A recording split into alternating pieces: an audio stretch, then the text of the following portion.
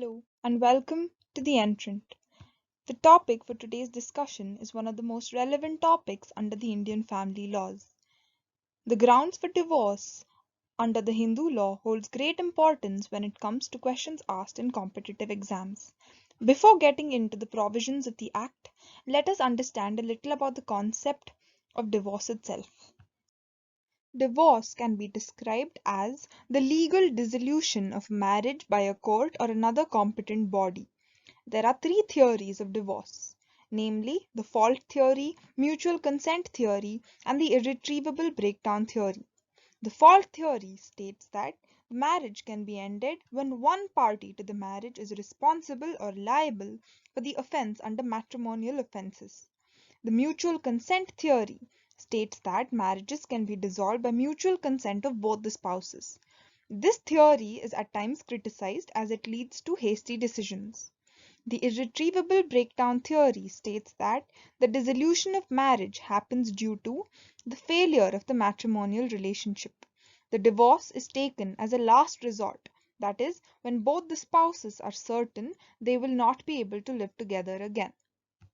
According to Manu, marriage was regarded as an indissoluble union between the husband and wife, and declared that a wife cannot be released by her husband either by sale or by abandonment, implying that the marital tie could not be severed in any way.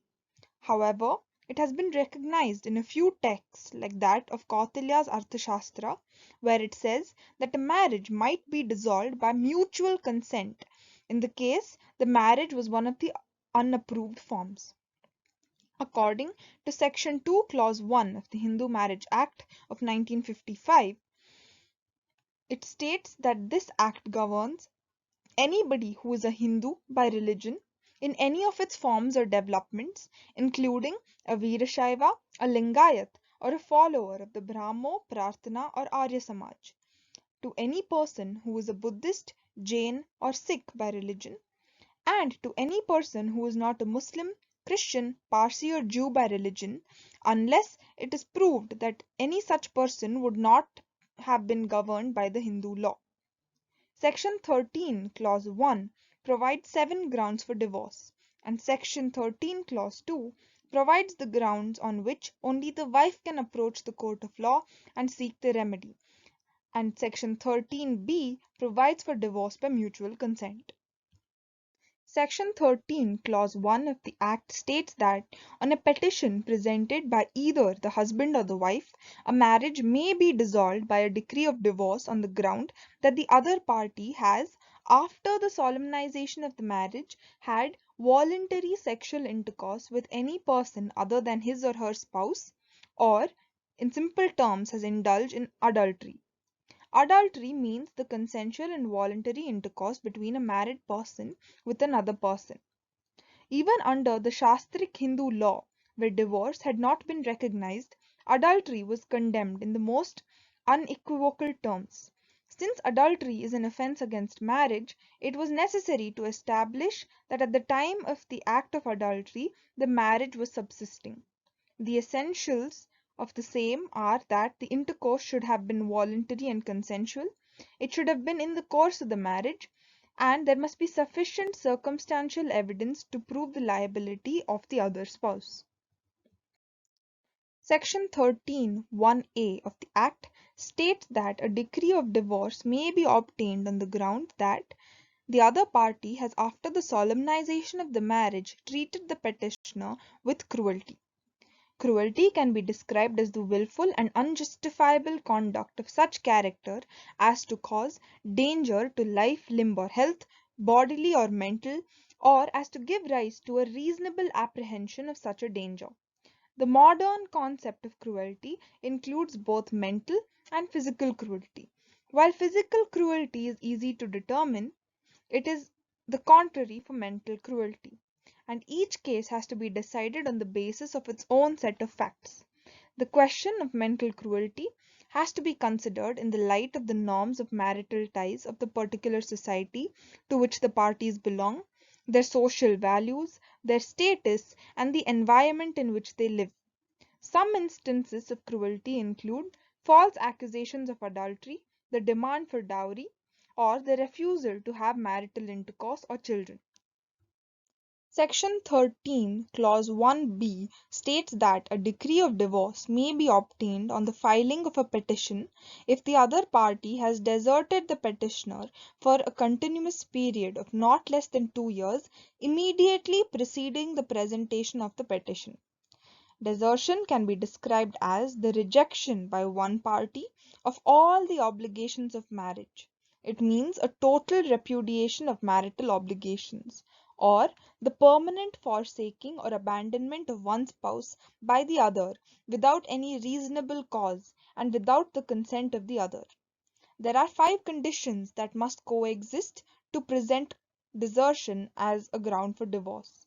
They are the factum of separation, the intention to desert, the desertion without any reasonable cause, desertion without consent of the other party, and the statutory period of 2 years must have run out before a petition is presented.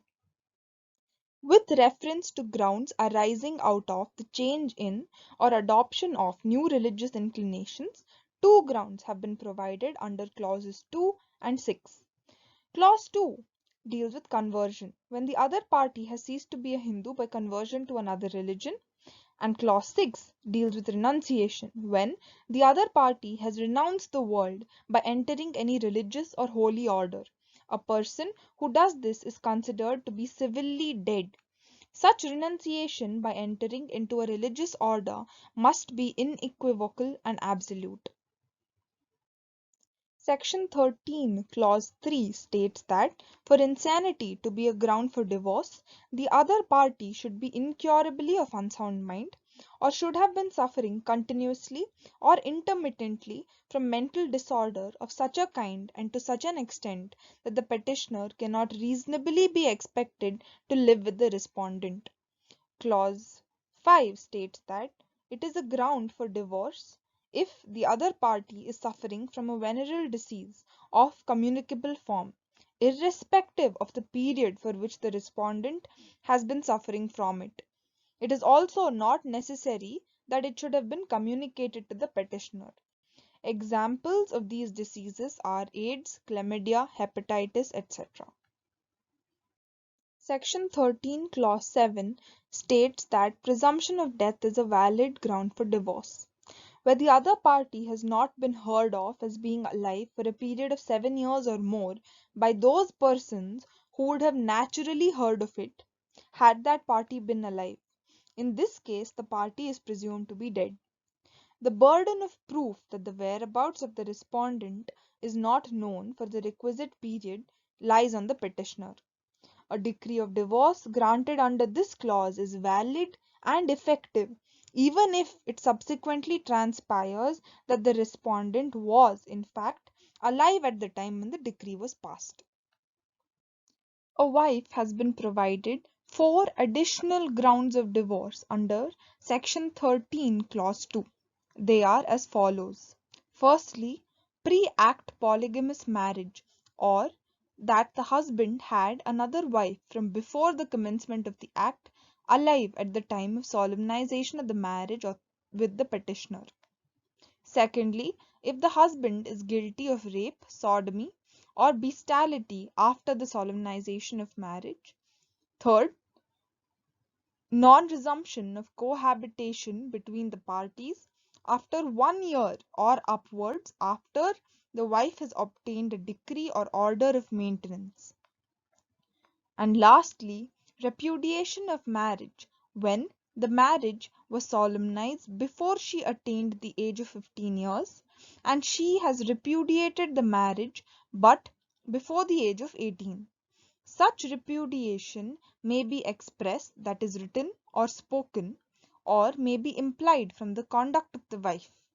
This clause was introduced through the Marriage Laws Amendment Act of 1976. Section 13b provides for divorce by mutual consent. Mutual divorce is a legal process of separation when both the husband and wife want to separate with their own will after marriage. Clause 1 of the Act states that the petition for dissolution of marriage by a decree of divorce may be presented to the district court by both the parties to a marriage together on the ground that they have been living separately for a period of 1 year or more, that they have not been able to live together, and that they should have mutually agreed that the marriage should be dissolved.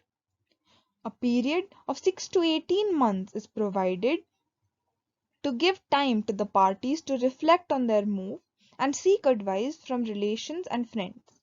Mutual consent must continue till the divorce decree has been passed. The court must be satisfied of the consent of the parties. I hope this video was helpful in providing a simple and clear understanding of divorce under Hindu laws as per the Hindu Marriage Act of 1955.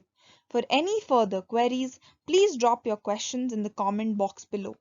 Please like and share the video and subscribe to our channel.